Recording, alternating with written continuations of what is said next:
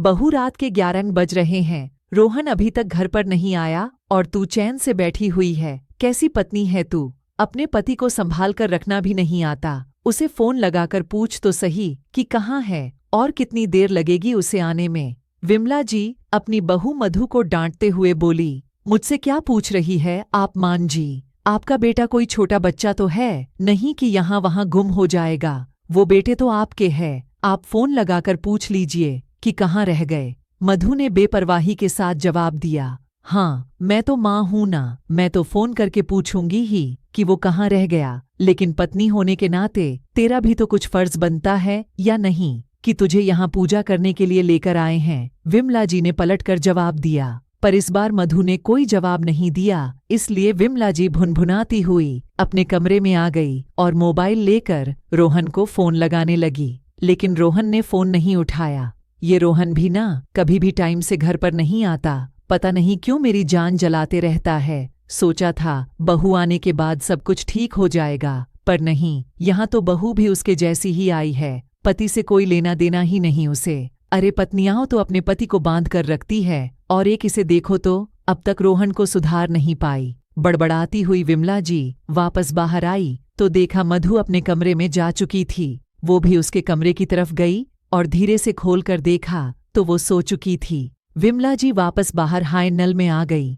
कैसी औरत है ये, पति अब तक घर नहीं आया और उसे नींद भी आ गई, बेशर्म कहीं की। विमला जी ने फिर से रोहन को फोन ट्राई किया, लेकिन रोहन ने एक बार भी फोन रिसीव नहीं किया। आखिर वो थक हार कर वही हाय नल में सोफे पर बैठ गई। रात को 12:30 बजे घर की बेल बजी। विमला जी ने भागकर दरवाजा खोला तो बाहर रोहन को नशे में हालत में खड़े देखा। वो तो खुद को संभाल भी नहीं पा रहा था। आखिर विमला जी उसे सहारा देकर जैसे तैसे घर में लेकर आई और सोफे पर बिठा दिया। कहते हैं बेटा, बुढ़ापे की लाठी होता है, इस बुढ़ापे में तुझे मुझे सहारा देना चाहिए और यहाँ मैं तुझे सहारा दे रही हूँ। अरे कुछ तो शर्म कर, कब तक मुझे यूं ही परेशान करता रहेगा? विमला जी उसे डांटते हुए बोली, लेकिन उसे होश हो तब तो वो कोई जवाब दे। मधु की बात सुनकर विमला जी गुस्से से उसे घूरने लगी। उन्हें अपनी तरफ देखता देखकर मधु बोली, माँ जी थोड़ी शांति बनाए रखिए, कहीं बीपी ना हाई हो जाए आपका। मैंने नाश्ता तैयार कर दिया है और दोपहर का खाना भी बनाकर रख चुकी हूँ। अभी शांति आ जाएगी साफ सफाई करने के लिए तो आप उससे साफ सफाई करवा लेना, और मैं जा रही हूँ अपने मायके अपनी माँ से मिलने के लिए। शाम तक वापस आ जाऊंगी। शाम को भी क्यों वापस आती है, वहीं रह जाना। वैसे भी तेरा इस घर में होना नहीं होना एक ही बराबर है। जो अपने पति को संभाल नहीं सकती वो मेरा घर क्या संभालेगी? क्या बात कर रहे हो आप भी माँ जी? वहीं रहने के लिए थोड़ी ना आपके बेटे से शादी की थी। बहू को तो ससुराल में ही होना चाहिए, यही तो संसार का नियम है। कहकर मधु वहां से रवाना हो गई। घर से कुछ दूरी पर पहुंचकर ऑटो पकड़कर अपने मायके रवाना हो गई। ऑटो में बैठे बैठे उसे वो दिन याद हो आया जब वो इस घर में दुल्हन बनकर आई थी। कितने अरमान थे उसके, पर वो अरमान उस समय धराशायी हो गए जब रोहन शराब के नशे में धुत होकर घर आया था। शादी के ठीक दूसरे दिन उसने ये हरकत की। उसने हैरानी से विमला जी की तरफ देखा तो विमला जी ने बात संभालते हुए कहा था, अब बहू थोड़ी बहुत तो हर कोई पीता ही है, पर तुम आ गई हो ना, अब तुम संभाल लोगी, इसीलिए तो उसकी शादी की है। सावित्री तो अपने पति की जान यमराज से वापस लेकर आ गई थी, तुम्हें तो सिर्फ उसे सुधारना है। विमला जी की बात सुनकर मधु हैरान खड़ी रह गई। मतलब अपने बेटे को सुधारने के लिए उन्होंने उसकी जिंदगी तो दांव पर लगा दी।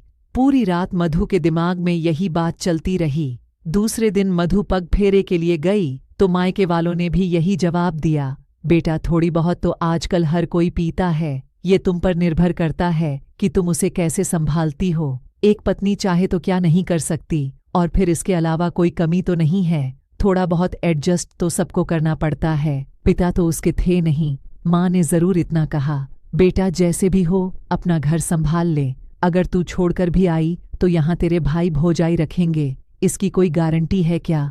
जिन्होंने ये जानते हुए तेरी शादी एक शराबी से कर दी, वो तुझे यहाँ रखेंगे, इसकी तू उम्मीद मत कर। मधु को समझ ही नहीं आया कि वो करें क्या, इसलिए चुपचाप वापस ससुराल आ गई। अब जब भी रोहन शराब पीकर आता तो मधु रोती, परेशान होती, पर विमला जी तो चैन की बांसुरी बजा रही होती। आखिर बेटे को बहू के हाथों संभलाकर वो बेफिक्र हो चुकी थी। लेकिन अभी 2 महीने पहले रोहन ने शराब के नशे में मधु की जमकर पिटाई कर दी, सिर्फ इस कारण कि मधु ने उसे शराब पीने से रोका था। विमला जी ने उसमें भी मधु की ही कमी निकाल दी। हे भगवान, एक पति तक नहीं संभाल सकती, पूरा घर क्या संभालेगी। मैंने तो ये सोचकर अपने बेटे की शादी की थी कि घर में बहू आएगी, उसे सुधार देगी, लेकिन ये तो उल्टा उसे परेशान करने का काम करती है। अब तेरे सारे नाजो नखरे तो उठाता है, तेरे खर्चे उठाता है, फिर तू हर समय उसके पीछे पड़ी रहेगी तो हाथ नहीं उठाएगा तो बेचारा क्या ही करेगा। थोड़ा प्यार से संभाला कर। जब मायके वालों से कहा तो वो लोग भी हमदर्दी जताकर चले गए। भाभी तो ये तक कहकर चली गई कि एक पति नहीं संभाल सकती तो कर ही क्या लोगी तुम। दोबारा लौटने की सोचना भी मत। हम अपना देखें या तुम्हारा देखें, तुम्हारी माँ को रख रखा है वही बड़ी बात है। सो मधु ने भी सोच लिया कि जब रहना ऐसे ही घर में है तो या तो जिंदगी भर मार खाते रहो और रोते रहो, या फिर बेशर्म हो जाओ और अपना रास्ता खुद चुनो। मधु ने दूसरा रास्ता चुना। मधु को धीरे धीरे ये बात समझ में आ गई कि रोहन उससे लड़ता झगड़ता तभी था जब वो शराब के नशे में होता था, वरना तो वो मधु से अच्छे से ही बात करता था। इसलिए वो अब रोहन से जब वो नशे में होता तो ज्यादा कुछ कहती भी नहीं थी। उसने 1-2 बार नौकरी के लिए कहा तो विमला जी ने हंगामा कर दिया। इसके बाद रोहन ने नशे की हालत में विमला जी के कहने पर उसके साथ काफी गाली गलौज किया था, इसलिए उनके सामने उसने नौकरी के लिए कहना ही छोड़ दिया। पर उसे नौकरी तो करनी ही थी, पढ़ी लिखी तो वो थी ही, आत्मनिर्भर तो उसे बनना ही था, पर आखिर बाहर कैसे जाए, इसलिए अक्सर मायके का नाम लेकर निकल जाती थी। अभी 1 सप्ताह पहले इंटरव्यू देकर आई थी, वहां से कॉल आया था तो आज वही जा रही थी। वहां पहुंची तो उसकी नौकरी पक्की हो गई। उसने सारे जरूरी पेपर्स डिपॉजिट कर दिए। उसे दूसरे दिन से ही ज्वाइन करने को कह दिया गया। जब वापस लौट कर आई तो रोहन भी होश में आ चुका था। विमला जी गुस्से में बैठी उसे ही घूर रही थी। जैसे ही उसने घर में कदम रखा, विमला जी बोली, आ गई महारानी अपने मायके वालों से मिलकर। यहाँ सास और पति भूखे बैठे हो, उससे कोई लेना देना नहीं, बेशर्म कहीं की। विमला जी की बात सुनकर मधु बोली, कैसी बात कर रहे हो आप मां जी, खाना बनाकर तो गई थी आपके लिए, फिर मेरा क्यों इंतजार कर रहे थे आप? मधु कहाँ गई थी तुम? अभी तुम्हारी मम्मी का फोन आया था, तुम तो मायके पहुंची ही नहीं, अचानक रोहन ने कहा। रोहन की बात सुनकर मधु ने रोहन की तरफ देखा और कहा, मुझे नौकरी मिल गई है, कल से ज्वाइन करनी है।